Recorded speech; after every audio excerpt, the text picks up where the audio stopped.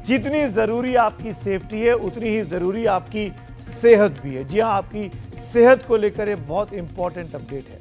आज आपकी सेहत से जुड़ी एक बहुत बड़ी खबर आई है। आपने देखा होगा खाने पीने की चीजों पर, उनके पैकेट्स पर 100% शुद्धता की गारंटी छपी होती है। डंके की चोट पर कहते हैं कि 100% ऑर्गेनिक है, 100% सबसे अच्छा है, 100% शुद्ध है। लेकिन अब सरकार ने यह साफ कर दिया है कि किसी प्रोडक्ट पर अगर 100% लिखा पाया जाएगा तो पब्लिक इसकी शिकायत कर सकती है। पहले यह समझिए कि आदेश किसने जारी किया और इसमें क्या लिखा है, क्यों यह अहम है।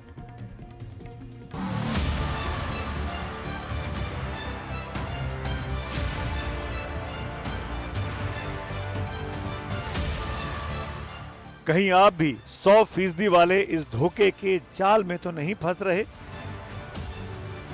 आपके मन में यह सवाल आ सकता है कि आखिर हम 100% शुद्ध की गारंटी देने वाले लेबल को 100% धोखा क्यों कह रहे हैं?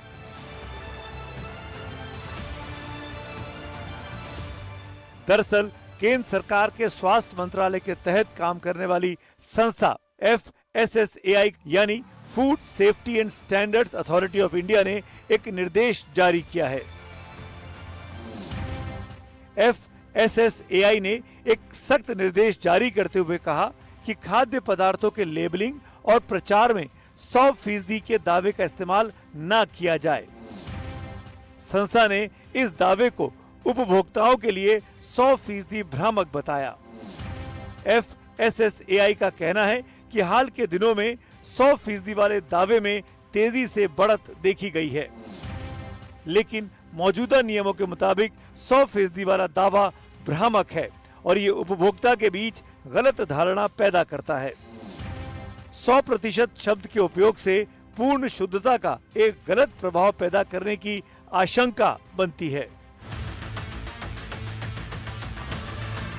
कुल मिलाकर ऐसा करने से उपभोक्ता गुमराह हो सकता है और ये संदेश जा सकता है कि बाकी प्रोडक्ट गुणवत्ता के लिहाज से कमतर हैं। Bureau report, NDTV India.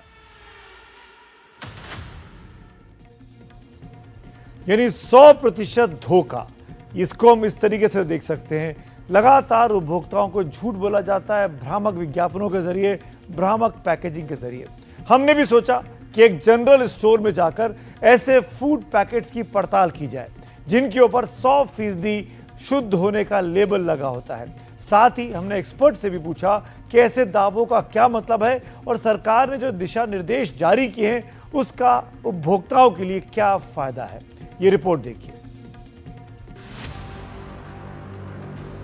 मैं इस वक्त एक जनरल स्टोर में हूं और हम सब जब कुछ सामान खरीदने जाते हैं हम अक्सर देखते हैं कि जो प्रोडक्ट्स हैं उसकी लेबलिंग में 100% लिखा होता है। यहाँ पर आप देख सकते हैं ये ब्रेड है जिसमें लिखा है 100% आटा ब्रेड।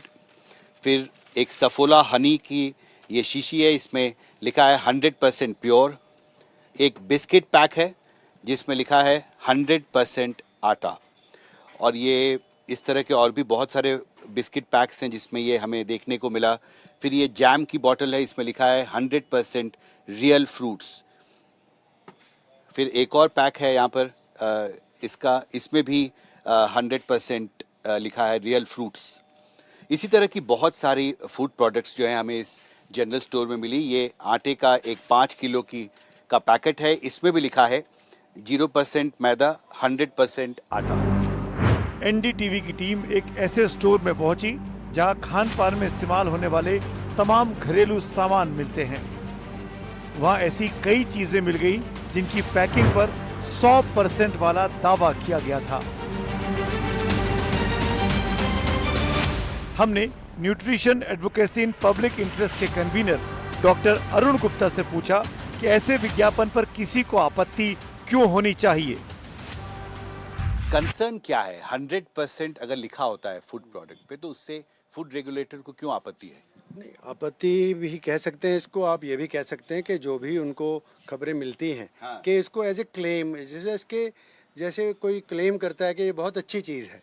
तो जैसे उसमें अगर मान लीजिए चीनी ज़्यादा है उसका तो पता नहीं चलता उसको। उसमें जो 100% सोच के वो सोचता है कि मैं इसको खाऊं।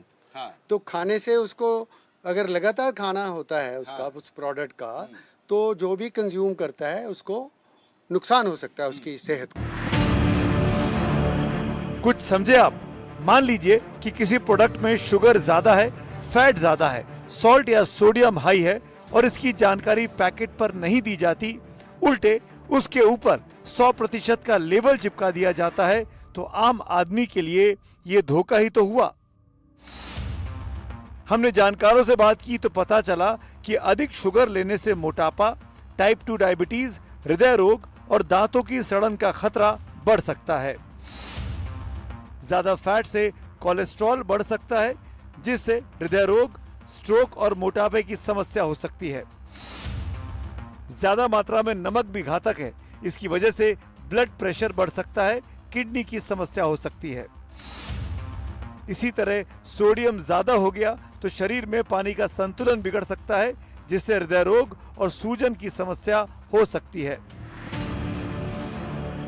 लेकिन इसका 100% वाले दावे से क्या संबंध है? कि अभी जो देश में food safety and standards advertising and claims regulations हैं 2018 के, उसमें 100% शब्द डिफाइन नहीं है, तो उसको बैन करने के लिए आपको इस रेगुलेशन को अमेंड करना होगा। और साथ ही जो एफएसएस एक्ट है 2006, इसमें भी सख्त प्रावधान करने होंगे, इस तरह की मिसलीडिंग एडवर्टाइजमेंट पब्लिश नहीं की जाए, लेबलिंग नहीं की जाए। हाँ, उसमें लिखा हुआ है जो 2006 का मेन लॉ है फूड सेफ्टी एक्ट, उसमें लिखा हुआ है कि मिसलीडिंग एडवर्टाइजमेंट नहीं होना चाहिए फूड प्रोडक्ट का। अब मिसलीडिंग को भी डिफाइन करने की ज़रूरत है कि मिसलीडिंग किसको कहोगे। आपका मिसलीडिंग और मेरा मिसलीडिंग फ़र्क हो सकता है, फूड सेफ्टी अथॉरिटी का भी फ़र्क हो सकता है। तो हम कंप्लेंट करने के ऊपर डिपेंडेंट हैं कि कंप्लेंट करो ये मिसलीडिंग है, उसके कई बार साल लगता है, 2 साल लगते हैं ये डिफाइन करने को कि ये मिसलीडिंग है। तो उतनी देर में तो वो काम हो जाता है, लोगों ने खा लिया, लोगों की सेहत भी खराब हो गई। तो इसलिए वो बहुत ज़रूरी है कि जो भी लॉ बने वो साफ़ सुथरा हो, क्लियरली वर्डेड हो, जिसका मतलब साफ़ सुथरे का। कहने का मतलब यह है कि कंज्यूमर पहले से ही 100% धोखे में है और दरकार इस बात की है कि सरकार एक्शन ले। आखिर हम और आप शिकायत करें, ऐसी नौबत भी क्यों आनी चाहिए? दिल्ली से हिमांशु शेखर की रिपोर्ट।